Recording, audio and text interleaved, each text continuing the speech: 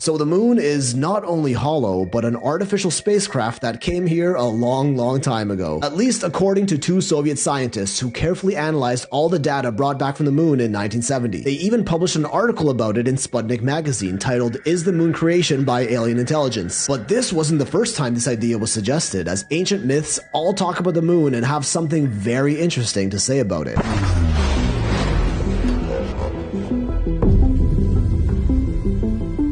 If you go back far enough, eventually you get to one thing that many myths agree on: a time before the moon was here. The Proselenes is a period written by Roman and Greek authors about a people called the Arcadians, who were here before there was a moon in the heavens. In Bolivia, on the other side of the world, the ancient Tiwanaku also write about the same period, a time before there was a moon, and that it arrived here around 13,000 years ago. In Africa, the Zulu people have legends that explicitly state the moon is hollow, was brought into orbit by dragons, and is inhabited by reptilian beings.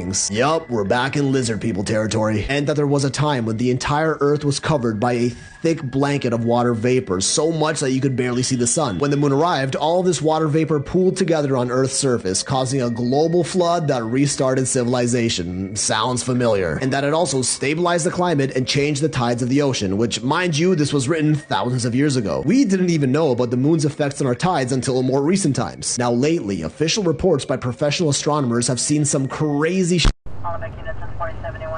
on the moon that we just can't explain. On March 7th, 1971, while observing the moon, a cloud of water vapor randomly appeared on the surface. It covered roughly 260 square kilometers and stayed there for over 14 hours. No explanation. We have multiple individual reports of astronomers seeing a glowing mist on the moon, all on separate occasions. All of these independent sightings were reported coming from the same spot, the Plato crater. Flashing lights with no explanation on the moon are surprisingly nothing new, as astronomers have been reporting them for hundreds of years. Today, NASA officially reports over 2,000 sightings of light flashes on the moon since 554 AD that couldn't be explained and still continue to this day. These flashing lights and mist on the moon were so common they were even given a name: transient lunar phenomena, TLP. Like the infamous blue gem, a glowing blue light that was seen out of the Aristarchus crater on the moon in 1992 and has been seen many times since. Close-up satellite photos of the lunar surface very frequently show physical anomalies that can't be explained as natural formations, much like we see on Mars. Like tall spires, much too high to be naturally forming, as confirmed by both Boeing and NASA scientists themselves. Strange structures with straight edges, perfect angles, squares, circles, and massive glowing objects that look nothing like their surrounding environments. Some of these discoveries even made front-page news of major publications, but were later denied by all media and even photoshopped out of official photos. And not surprisingly, the majority of these anomalous structures were found on the dark side of the moon, the side that we can't see from Earth. Almost like they're intentionally being hidden from us. Leading experts like U.S. Air Force photo technician Carl Wolf noticed these himself and insists that artificial structures very much exist on the moon, which today these photos are either edited out or no longer available from NASA, who claim them to be just optical illusions. Not to mention the dozens of ultra-zoomed amateur videos of orbs and other crafts